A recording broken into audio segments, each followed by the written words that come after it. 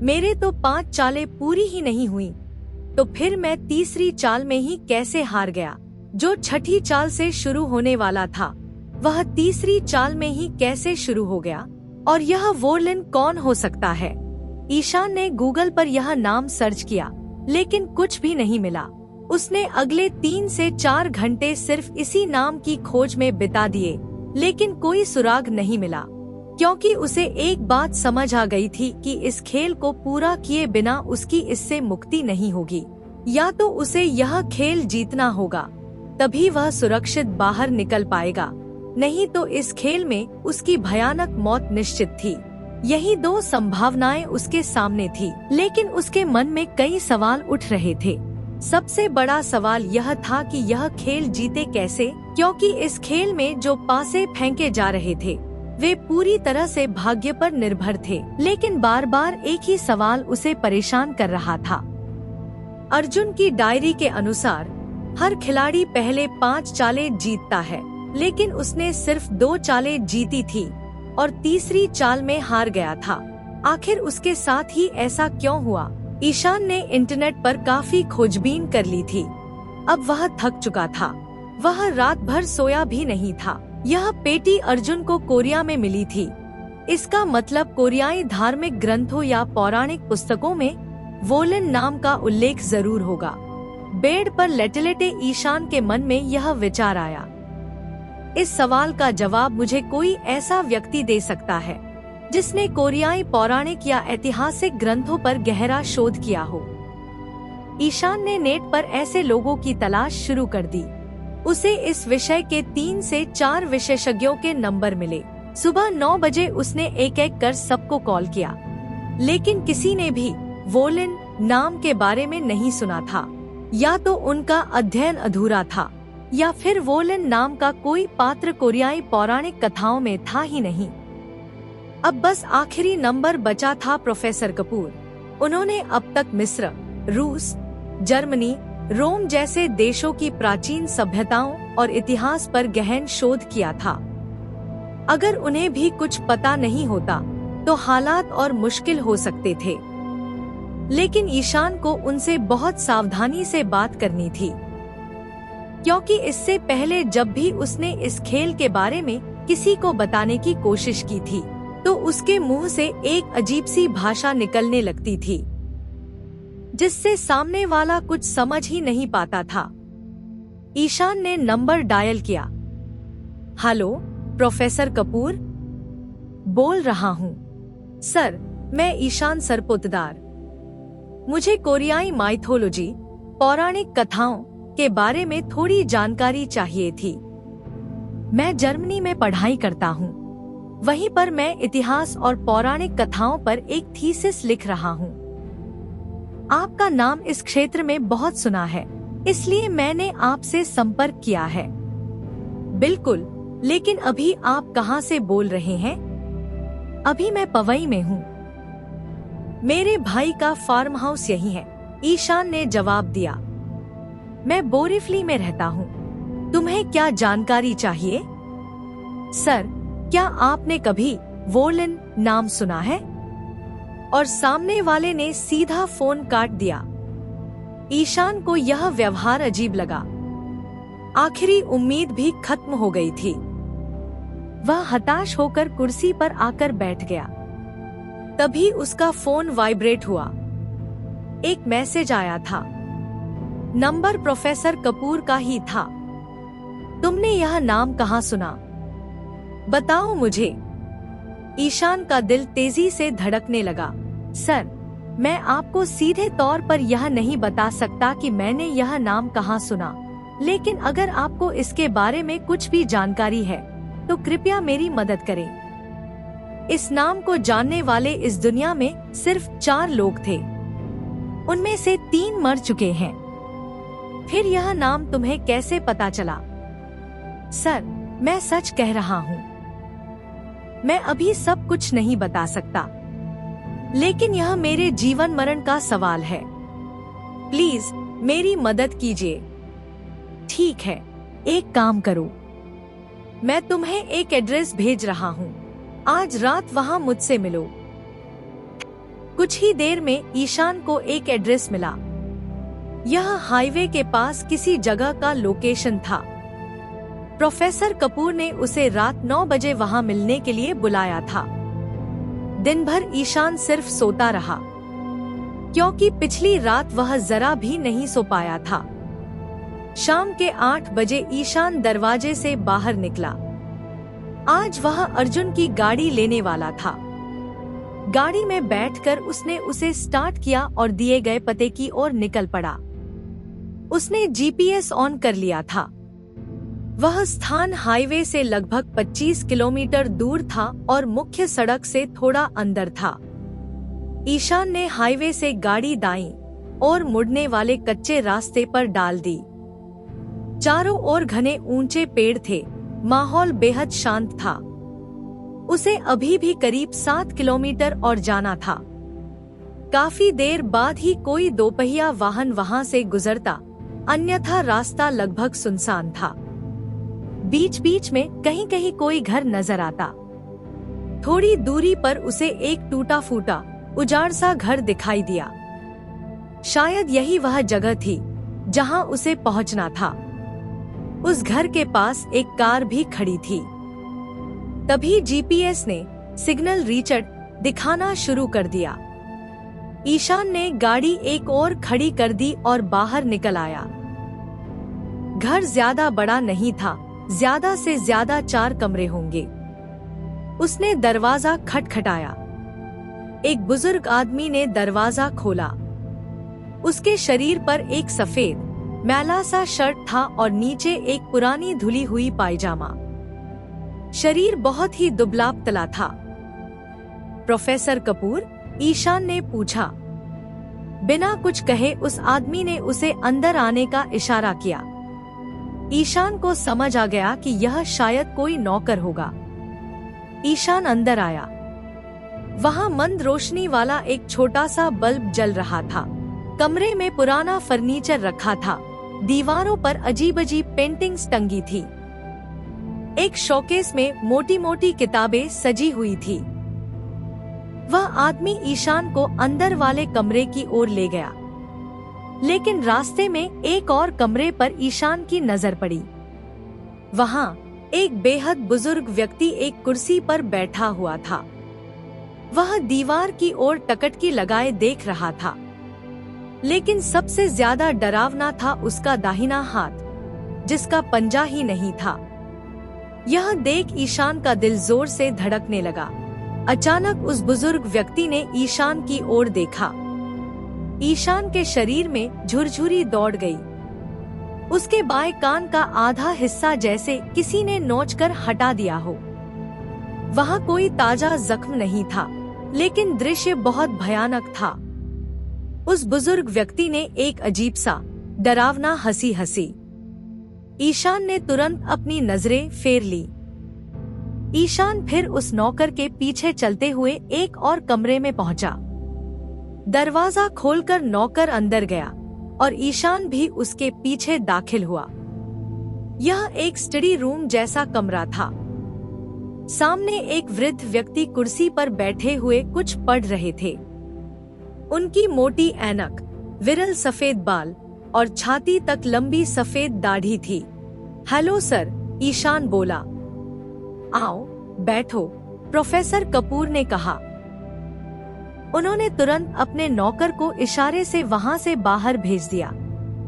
ईशान कुछ बोलने ही वाला था कि प्रोफेसर कपूर ने उसे हाथ से इशारा कर रोक दिया।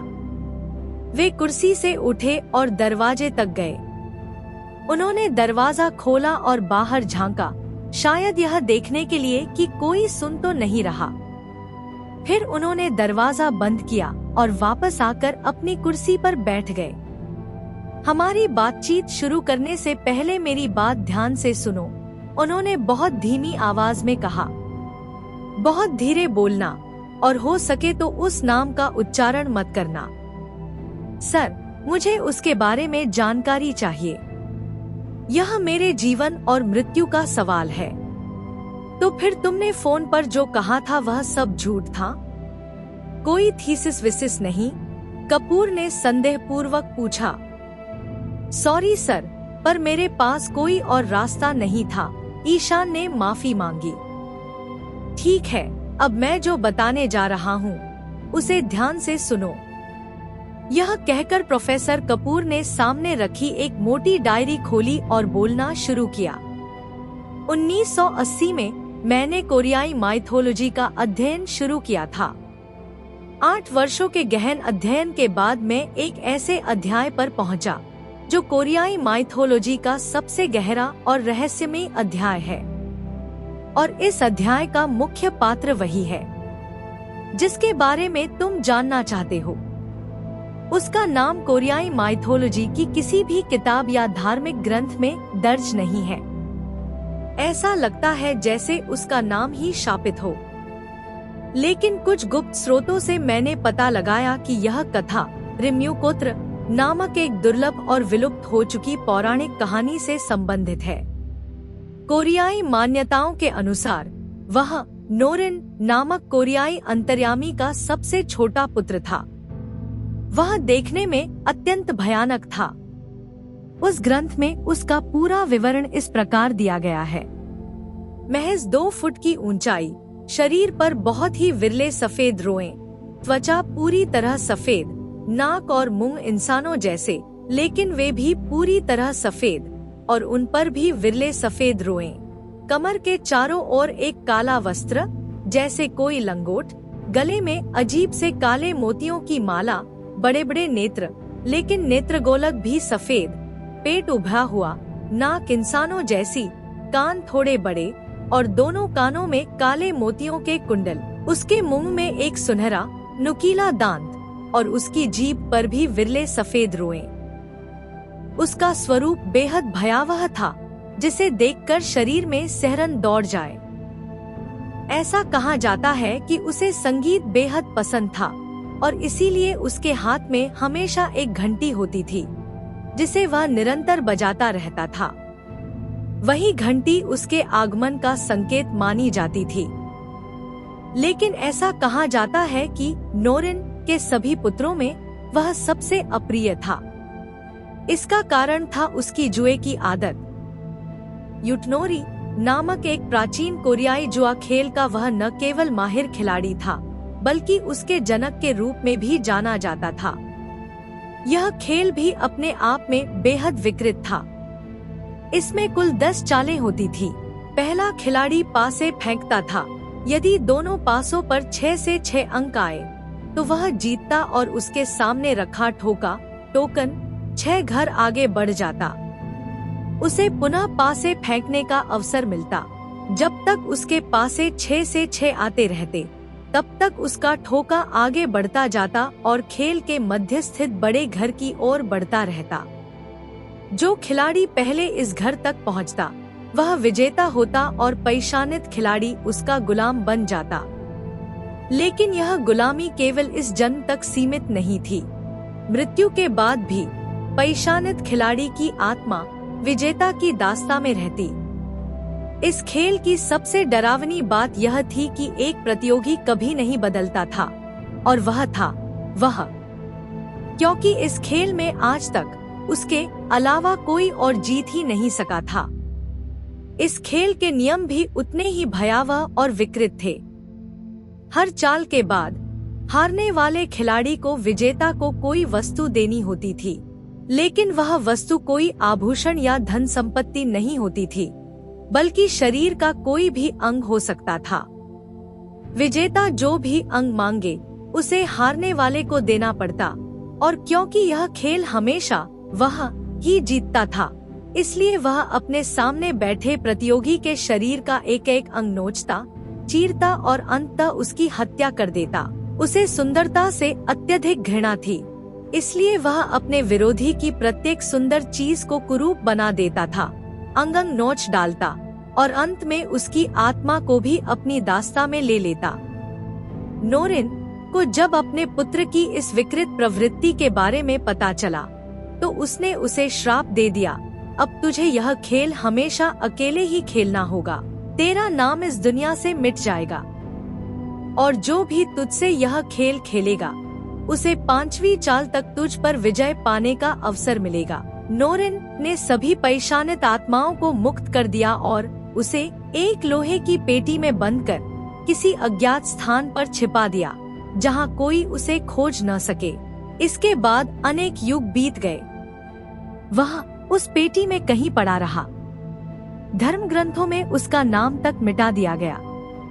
लेकिन कोरिया के एक दूरस्थ क्षेत्र में रहने वाली एक आदिवासी जनजाति ने उसकी कथा पीढ़ी दर पीढ़ी आगे बढ़ाई, जिससे उसका नाम पूरी तरह विलुप्त नहीं हुआ।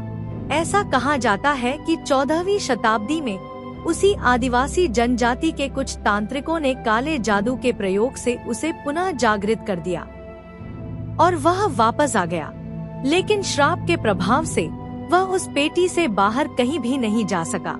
आदिवासी तांत्रिकों के तंत्र मंत्र और उसकी जागृत शक्ति ने नोरिन के श्राप का प्रभाव कम कर दिया और उसका वह घातक खेल यूटनोरी एक बार फिर शुरू हो गया।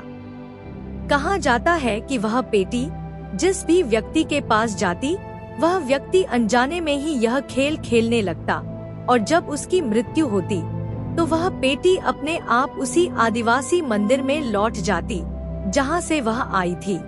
अब तक इस खेल को खेलने वाला केवल एक ही व्यक्ति इस दुनिया में जीवित बचा है, जिसने खेल की 10 चालें पूरी की थी। उसके अलावा इस खेल में शामिल होने वाला कोई भी व्यक्ति जीवित नहीं रहा। प्रोफेसर कपूर ने अपनी शोध डायरी से सारा विवरण पढ़कर समाप्त किया। यह सब सुनकर ईशान का दिमाग सुन्न हो गया था। उसने अपने मन में उठ रहे कई सवालों के जवाब तो पा लिए थे, लेकिन अभी भी यह प्रश्न बना हुआ था, अगर कोई इस खेल में फंस जाए तो वह खुद को बचा कैसे सकता है? सर, वह एकमात्र व्यक्ति जिसने इस खेल से बचकर 10 चालें पूरी की थी, वह कौन था और उसके बाद उसका क्या हुआ? ईशान ने पूछा। प्रोफेसर कपूर ने गहरी सांस लेते हुए कहा, वह व्यक्ति 200 वर्षों से अब तक जीवित है, लेकिन कब तक जीवित रहेगा यह कोई नहीं जानता। वह बस अपने अंत की प्रतीक्षा कर रहा है। अभी जो व्यक्ति तुमने अगली कोठरी में देखा, जो चुपचाप अपनी कुर्सी पर बैठा था, वह मेरे परदादा के परदादा है, इस खेल से बचने वाले एकमात्र खिलाड़ी। उन्होंने यह खेल जिस रात खेला था वह एक दुर्लभ पूर्णिमा की रात थी, जो सदियों में एक बार आती है। उस रात वह इस खेल को पूरा नहीं कर सकता और प्रतिद्वंद्वी को इस श्राप से मुक्ति मिल जाती है। प्रोफेसर कपूर ने यह कहते ही एक और चौंकाने वाला रहस्य उजागर कर दिया। ऐसा क्या होता है उस पूर्णिमा की रात में कि वो यह खेल पूरा नहीं खेल सकता? ईशान ने पूछा। कोरियाई मान्यताओं के अनुसार वह पूर्णिमा वही रात थी जब नोरिन नामक अंतर्यामी ने पहली बार पृथ्वी पर कदम रखा था। नोरिन यानी उसके पिता, जिनके श्राप का प्रभाव उस रात सबसे अधिक होता था। इसलिए उस पूर्णिमा की रात वो यह खेल पूरा नहीं खेल सकता। इसी वजह से मेरे परदादा इस खेल से बच गए, कपूर ने आगे कहा। लेकिन आज भी वह इस सदमे से उबर नहीं पाए हैं। इस खेल में खेले गए हर दौर की याद उनके मन में ताज़ा बनी हुई है। इसी कारण मैंने कहा था, उसका नाम इस घर में मत लो। यह नाम कितनी भी धीमी आवाज में लिया जाए, वो सुन लेता है और फिर उन्हें उसकी झलक दिखती है। इसके बाद वे किसी अजीब भाषा में बड़बड़ाने लगते हैं। सच कहूँ तो इसीलिए हमने उन्हें शहर से बहुत दूर रखा है। सच तो यह है कि यह पूरी रिसर्च, यह डायरी, सब कुछ उन्हीं ने लिखा है। वह 1861 में कोरिया गए थे, जब वे ब्रिटिश सरकार में एक उच्च पद पर थे। वहीं सियोल के जंगल के पास एक बूढ़े व्यक्ति ने उन्हें एक पेटी दी थी, वही पेटी जिसमें वो कई युगों से सोया हुआ था। यहीं से यह सब शुरू हुआ था। लेकिन किस्मत अच्छी थी कि वे सिर्फ 7वें दौर तक ही खेल सके और फिर किसी तरह उससे बाहर निकल आए। मगर इस खेल में उन्होंने अपना हाथ का पंजा और एक कान गंवा दिया।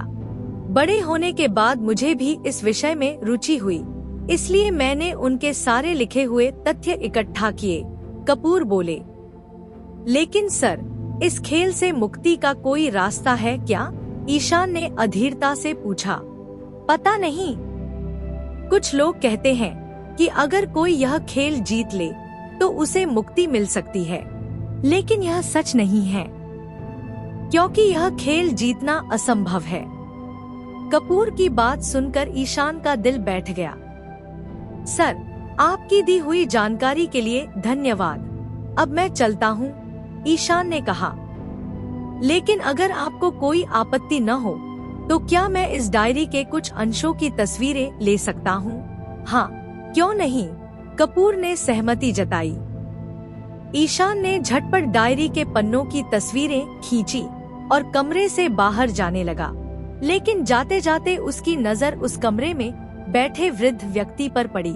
उसने ईशान की ओर देखा और अचानक उसके चेहरे के हाव भाव बदल गए।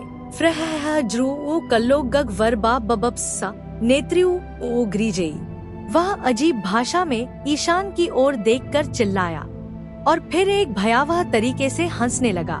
तू भी मरेगा, उसके साथ खेलकर कोई जीत नहीं सकता, तेरी मौत भी करीब है।